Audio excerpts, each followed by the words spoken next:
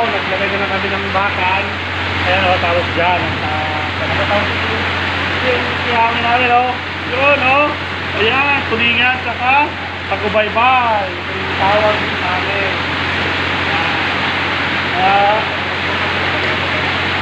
Tingnan natin yung pag-ilaw, no? Ayan o.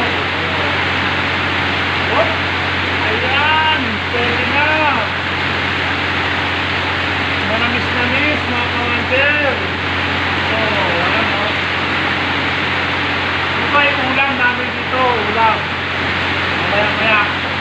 Makatuto ito.